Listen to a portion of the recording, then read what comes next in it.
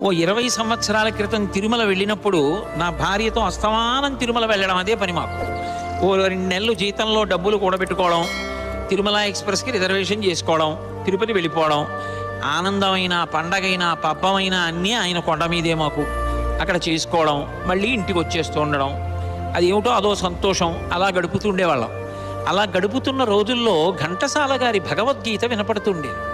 వినపడుతుంటే నేను ఎన్ని పర్యాయాలు ఆ మాట అన్నానో నాకు తెలియదు. ఈశ్వరీ, మహానుభావుడు, ఆయన ఎంత అదృష్టవంతుడు! ఆయన ఎక్కడ కూర్చుంటే స్వామి దగ్గర ఈ పవిత్రమైన 7 కొండల మీద ఆయన కంఠం వినపడుతూ ఉంటుంది. ఆయన చెప్తున్న మాటలు భగవంతుడు చెప్పినది భగవద్గీత. ఆయన చెప్పిన భగవద్గీత ఘంటసాల గారు చెప్తుంటే ఈశ్వరుడు కూడా చిరునవ్వుతో శ్రీదేవి భూదేవి